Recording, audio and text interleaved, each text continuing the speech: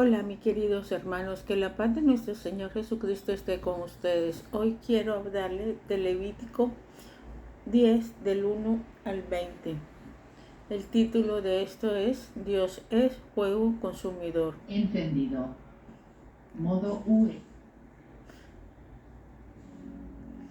Hay ciertas cosas en la vida que si no manejamos con el debido cuidado, pueden causarnos mal, más bien mal que bien. El fuego es una de ellas. Bien empleado, tiene miles de usos útiles, pero cuando no se toma la precaución del caso, sus efectos pueden ser dañosos y a veces son totalmente irreversibles. Lo mismo es cierto con respecto a la vida espiritual. Para disfrutar al máximo y recibir sus múltiples beneficios, tenemos que conducirnos en ella de la manera que el Señor lo indica. No hacerlo puede causarnos muchas frustraciones en nuestra vida, pérdidas y derrotas espirituales. Jugar con Dios puede ser más peligroso que jugar con fuego. El vínculo de este pasaje 10:1-20 con el anterior 8:1 del 9 al 24 está dando por la palabra fuego cuando Aarón, como jefe de la casa sacerdotal, presentó todos los sacrificios por él mismo, su familia y el pueblo como Jehová lo había mandado. La presencia de Dios para bendición se manifestó a través del fuego que consumió enteramente la ofrenda del altar. 9:24. Mediante el anterior hecho, quedó demostrado la aprobación que el Señor estaba dando a la ofrenda de Aarón. Este es un ejemplo también del tipo de ofrenda que Dios acepta. No obstante, sus dos hijos mayores, Nadab y Abiú, vinieron a la presencia de Dios ofreciendo un fuego extraño que él nunca les mandó. Una llama venida del cielo consumió la ofrenda, pero también la vida de los dos hijos mayores de Aarón, cuyo proceder Dios reprobó clara y definitivamente. La ofrenda de Aarón fue aprobada 9:24, pero la ofrenda de Nadab y Abiú fue totalmente reprobada. 10:2. Razona. ¿Qué tipo de errores cometieron Nadab y Abiú? ¿Podemos cometer errores semejantes los cristianos? ¿Cómo podemos evitarlo? ¿En qué consistió la diferencia entre la ofrenda de Aarón 9:24 y la de sus dos hijos 10:2? Entre la de Caín y la de Abel, Hebreos 11:4. ¿Por qué era tan importante presentar una ofrenda a Dios como Él lo requiere? ¿Necesita Dios de nuestras ofrendas? Ver Hechos 7 del 47 al 50, 17, 24, 25. ¿Qué es lo que Él ve en el ofrendante? ¿Qué motivos acompañan frecuentemente a los que presentamos como ofrenda al Señor? ¿Con qué actitud se va a presentar usted ante Dios la próxima vez que le dé algo? Lo que hicieron Nadab y Abiú fue algo que el Señor nunca pidió. Dejaron de hacer lo que Dios mandó por hacer lo que ellos querían. Este es un problema que los cristianos también afrontamos con frecuencia. A menudo nuestro problema no es que ignoramos la voluntad de Dios, sino que no queremos hacerla. Pretendemos que el Rey de Gloria se humille y sujete a nuestros caprichos y deseos egoístas. Hay quienes creen que lo que hicieron Nadab y Abiú fue por ignorancia, pero eso es imposible por la detallada preparación a la que fueron expuestas durante su consagración como sacerdotes, capítulo 8 y capítulo 9. Más parece que su actuación fue totalmente premeditada, voluntaria e intencional. Lo que es cierto es que lo que hicieron era algo que Dios, por su carácter santo, no iba a aceptar. Este hecho nos enseña varias lecciones positivas y negativas fundamentales acerca de la santidad de Dios y de la vida cristiana. Aprendemos cuánto vale para Dios la santidad de su morada, como una manera de enseñar al pueblo la importancia de conocer su carácter santo. El Señor mantuvo intacta la santidad de su tabernáculo. El santuario era el lugar específico en donde se manifestaba la presencia de Dios. Si bien la trascendencia por muchos, pues el Creador no limita su presencia en un solo lugar. Hechos 17:24. En forma de nube o resplandor, Por lo tanto, era una falta grave tratar de introducir y mucho menos presentar cualquiera cosa que no hubiera sido previamente purificada o presentada de acuerdo con sus instrucciones específicas. Nuestro Salvador también defendió la santidad del templo cuando echó del santuario a todos los que habían desvirtuado su función original. Juan 2, 13, 25, Mateo 21, 12, 13, Marcos 11, 15 al 18, Lucas 19, 45. De servir como casa de oración y adoración a Dios. También condenó la falta de limpieza de los líderes, Juan 2, 15, 16, y del pueblo, Juan 2, 23, 25. Pero sin embargo, con su muerte, Juan 2, 19, llevó a cabo una limpieza total de pecados en aquellos que creen en él, Juan 1, 12 y 29. De igual manera, el creyente debe cuidar que entre más impuro es el santuario de Dios, su propio cuerpo, 1 Corintios 6, 17, y la iglesia extendida como cuerpo de Cristo, Efesios 2, del 2 al 22, del 20 al 22, ni presentar ningún tipo de ofrenda o sacrificio, sabiendo que su corazón no está limpio delante de Dios, Mateo 5, 23, 24. ¿Ignoráis que vuestro cuerpo es templo del Espíritu Santo y que no sois vosotros? Glorificad pues a Dios y a vuestro cuerpo y en vuestro espíritu.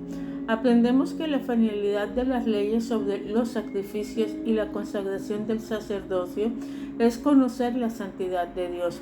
La primera lección principal, capítulo 1 al 10, tiene la finalidad de enseñar al pueblo la santidad de Dios. Todos deberían vivir a la luz del concepto, cumpliendo con las ordenanzas y sacrificios estipulados y cuidados de hacer algo que tuviera en contra el carácter inherente de nuestro Señor. El Altísimo realmente no necesita los sacrificios.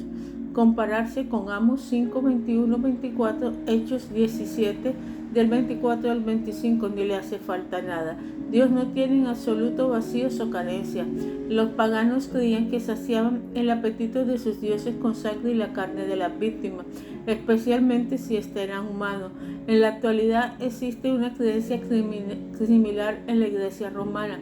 También se manifiesta esta creencia en las fiestas que conmemoran el Día de los Muertos. Eran los israelitas y nosotros los que necesitamos conocer la santidad de Dios para que a través de las lecciones objetivas acerca de la santidad del Señor que provenía de los sacrificios pudieran acercarse confiadamente y sin temor a Dios. Si os hacen llegar a Dios sin discernir su santidad, podrían sufrir experiencias como la de Nadab y la de Abiú. Cuando Dios afirmó en el versículo 3, me santificaré, se presenta un significado especial de este término. Generalmente el concepto es la santidad de Dios, que se considera en forma pasiva, pero no siempre es así.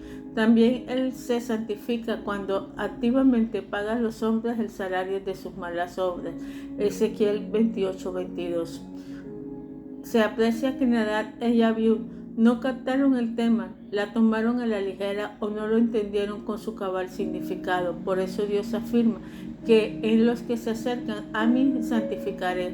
Era muy seria la enseñanza y los deberes encomendados a los israelitas y también a nosotros los cristianos, porque mediante ellos el Señor demostraba su carácter santo y la exigencia básica para que la persona fuera como Él.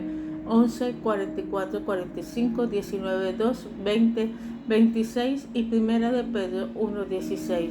Si los individuos no cumplen su mandato como sucede, Dios de cualquier modo mantendría intacto su carácter santo. Esta es una de las lecciones muy pertinente para los cristianos también.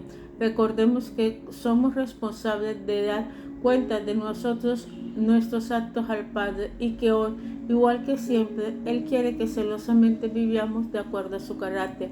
De no hacerlo, podemos llegar a lamentarlo. No podemos ir en contra de la santidad de Dios sin sufrir las consecuencias. Razona, considera la exhortación de Pedro: si no santificáis a Dios, el Señor en vuestros corazones. 1 de Pedro 3:15. Medite y conteste estas preguntas. ¿Es Cristo el amo y Señor de su vida? Sus pensamientos, palabras y hechos confirman el señorío de Cristo en usted. No permita que nada domine su ser que no sea el Señor Jesús. Santifíquelo en su corazón y no esperes a que Dios se santifique en usted y tenga que separarlo de todo lo que no conviene en su crecimiento espiritual. Aún lo prive de todo lo que ahora le importa, incluso su misma vida. Entendemos que es muy importante la obediencia en el cumplimiento de nuestra función sacerdotal. Dios no puede premiar el pecado. Los seres humanos pecamos porque nos rebelamos contra la autoridad de su palabra, de Dios sobre nuestra vida. A dicha conducta viciada se le llama desobediencia. Hay varias formas de desobediencia e incumplimiento de la voluntad de Dios. La desobediencia activa es hacer cosas que van abierta y directamente contra la voluntad de Dios. Por ejemplo, acá en Josué 7. La desobediencia pasiva es cuando entendemos nuestros deberes ante Dios y conscientemente dejamos de hacerlo. Santiago 4:17. La desobediencia parcial. Solo cumplimos parte de la voluntad de Dios o aquellas cosas que nos convienen a nuestra naturaleza pecaminosa, haciendo a un lado lo esencial. El caso de Saúl, 1 de Samuel 15:10 al 22. La obediencia aparente, cuando cumplimos externamente los deberes religiosos, pero no hay en el corazón convicción genuina de agradar a Dios. El fariseísmo, condenado por Jesús, Mateo 23:27. La desobediencia tardía. Hacemos lo que Dios quiere, pero fuera de tiempo idóneo. Esaú fue tardo en entender la voluntad de Dios. Hebreos 12:16-17. La desobediencia inocente.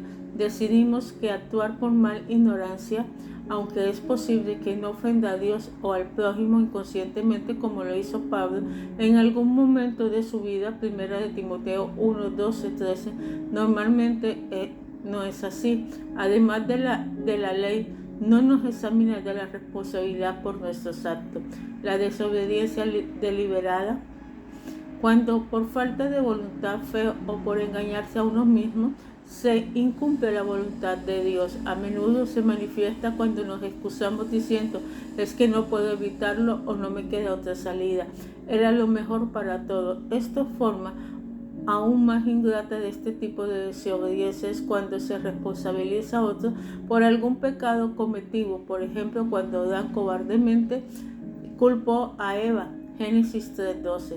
Razona, reflexiona e identifica las áreas de tu vida en las que le cuesta más someterse a la voluntad de Dios. Considera ahora 1 Corintios 10:13. Muchas de las áreas donde fallamos en obedecer a Dios son pruebas mal manejadas o luchas con el pecado con las que nos hemos salido victoriosos. Comience orando, levántese temprano cada día. Y antes que nada, ore y pídale a Dios la victoria y la salida para cada una de las pruebas y tentaciones que batallan contra su alma y que le acechan ese día. Luego escriba en una tarjeta Gálatas 5:16-17 y Efesios 4:17-22. Porte consigo esa tarjeta y léala cada vez que la tentación lo aceche o indica pecar. Luego decida bien y aléjese del pecado. La necesidad de mantenernos puros a pesar de los que otros caigan. Después de su pecado, Moisés no le impidió a Aarón ni a los hijos de que retiraran los cadáveres de los infractores, sino su primo Misael y Al-Sefán.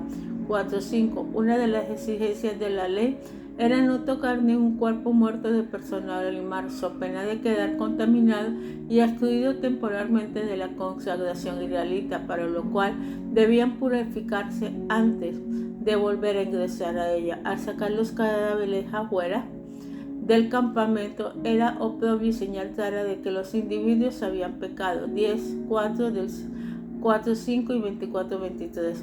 Existe una semejanza de este hecho con Levítico 16:17, Hebreos 13:11-13, donde se enseña que los que quedan de una víctima ofrecida en expiación, que de manera simbólica cargaban el pecado del pueblo, deberían ser sacados del campamento y quemados.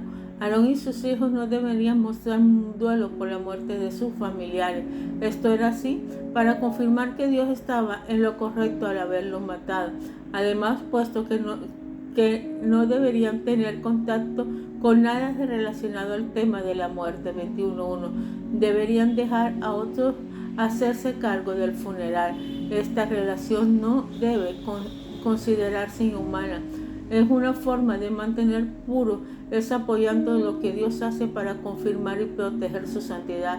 Aunque no nos guste o no estemos de acuerdo con Él en un principio, con el tiempo nos daremos cuenta de lo sabias que son las decisiones del Señor.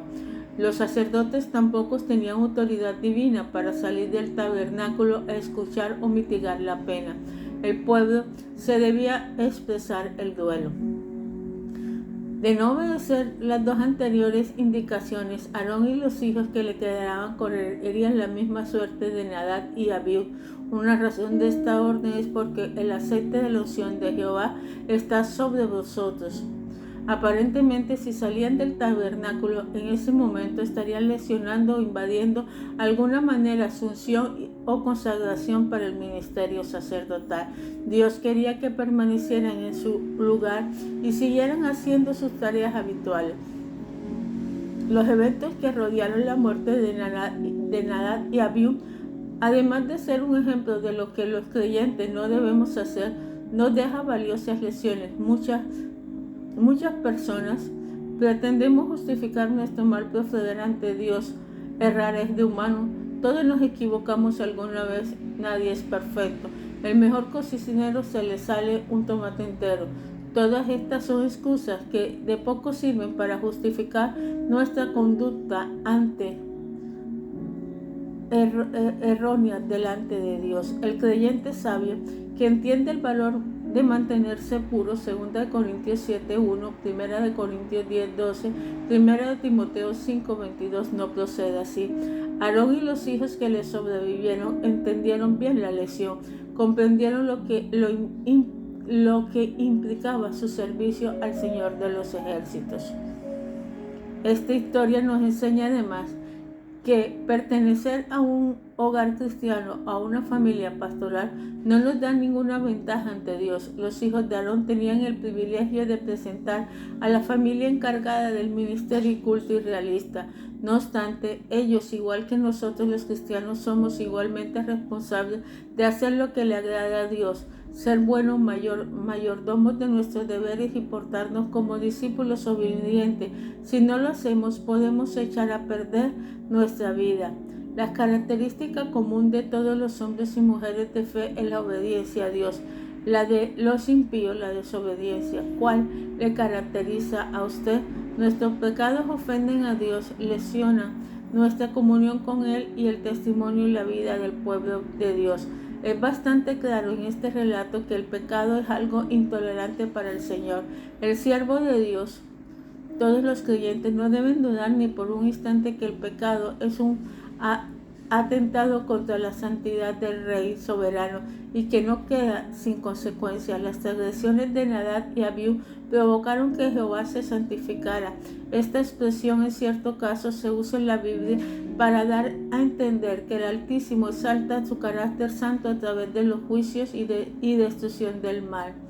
Ezequiel 28, 22, 38, 2 y 23.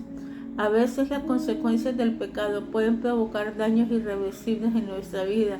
Dios también nos enseña que el pecado es un mal comunitario, es decir, afecta a todo lo que nos rodea y especialmente a la obra del Señor y la Iglesia.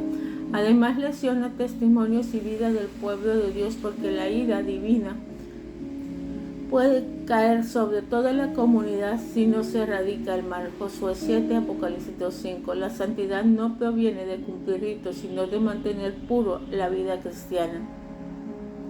Poco después del accidente, Moisés se acerca a los hijos de Aarón que le quedaron, Eleazar y Tamar, para preguntarle por qué no habían comido la porción de sacrificio de expiación, que era ofrenda específica por la culpa y por el pecado, como correspondía. Otras palabras le dijo, ¿por qué no siguieron cumpliendo con sus obligaciones? ¿Por qué no siguieron haciendo el ritual establecido de comer la porción que por ley de derecho le pertenece? Su padre Aarón contestó por sus hijos diciendo, hoy han ofrecido su expiación delante de Jehová, pero a mí me han sucedido estas cosas, y si hubiera yo comido hoy del sacrificio de expiación, ¿Sería esto grato a Jehová? En otras palabras, Adán y sus hijos voluntariamente dejaron de comer la parte del sacrificio que les correspondía, lo cual no era penado. Además, extendieron que Dios no se agrada tanto del cumplimiento del ritual como de que mantuvieran intacta la santidad de su vida. Primera de Samuel 15:22. De la misma forma, el creyente debe mantenerse fiel a Dios, alejándose de todo tipo de contaminación física y espiritual proveniente de la santidad de su vida. Segunda de Corintios 7:1. El propósito principal de esta historia es enseñar al pueblo de Dios la diferencia entre qué agrada a Dios y lo que no le agrada. Los versículos 10 y 11 contienen las enseñanzas medular del pasaje. Es evidente que al ofrecer fuego extraño, Nadab y Abiú no solamente cometieron un error técnico en las observancias del ritual que eran responsables de llevar a cabo, habían cometido un fallo en distinguir entre lo santo y lo profano, entre lo limpio y lo inmundo. En otras palabras, habían perdido de vista los estatutos de Jehová que les había dado por medio de Moisés. Este fue pues la causa básica de la raíz de su problema. No supieron o no quisieron distinguir entre lo santo y lo profano. Había un conflicto espiritual no resuelto en ellos, conflicto que lo llevó a la tumba, y es que al fin y al cabo lo que a Dios más le interesa es la condición espiritual de los suyos. La buena o mala salud, saludable o enferma vida espiritual del Hijo de Dios determina todo lo demás, incluso su misma existencia. Nadab y Abiú ofrecieron fuego extraño porque había algo extraño en sus corazones. No obstante, debes entender que para el israelita los sacrificios eran un medio conducente hacia el fin principal, que es conocer la santidad de Dios. Muchas veces los cristianos llegamos a creer que los ritos o costumbres son el fin de la vida espiritual, pero debemos darnos cuenta de que solamente son caminos alternos para llegar al final principal de nuestra vida, ser agradable a Dios. El error de Nadab y Abiú resultó trágico en su vida, a pesar de que ellos eran responsables de enseñar la ley del pueblo, Deuteronomio 38, 8, 11, y de dar ejemplo vivo de obediencia a la nación. Había fallado. Por eso Dios juzgó. ¿Qué podemos esperar los cristianos si no damos un ejemplo diáfano de la obediencia a nuestro Padre Celestial? El mensaje para el pueblo era dedicado, pero muy claro. Dios había castigado a 2 de sus siervos por no cumplir sus ordenanzas. El pueblo también era responsable de agradar a Dios, observando los mandamientos para su propio bien. De no hacerlo, sufrirían las mismas consecuencias que Nadab y Abiú. Este tema debe distinguirse entre lo santo y lo profano, entre lo que agrada y lo que no le agrada a Dios. Es lo diferente entre vivir una vida de santidad y felicidad o quedar expuesto a los engaños y consecuencias del pecado. Piensa, hagamos una breve autoevaluación de su vida, luego responda, ¿cómo está su conocimiento de aquel que agradó o desagrada a Dios? Distingue siempre la diferencia entre esos dos temas. ¿Tiene falta de sabiduría para tomar decisiones o hacer esas cosas que afectan su vida espiritual? Pídale a Dios sabiduría para que le enseñe a agradarlo y cumplir su voluntad. Padre Celestial, en nombre de nuestro Señor Jesucristo, venimos ante tu presencia. Te damos gracias, mi Rey, por todo lo que haces. Que tu amor, tu presencia, tu misericordia esté con nosotros. Que seas tú, mi Rey, ayudándonos. Que seas tú, Padre Celestial, dándonos cada día más y más. Te pedimos, mi Rey, que nos enseñes, Padre Celestial, a seguir tu camino, pero por sobre todas las cosas, enséñanos a mantenernos, Señor, santos y puros, no solamente físicamente, Padre Celestial, sino también de corazón. Que tú seas el dueño de nuestros pensamientos y seas el dueño, Padre Celestial, de toda nuestra vida. Te lo pido en nombre de nuestro Señor Jesucristo. Amén y amén. Dios te bendiga, mi hermano.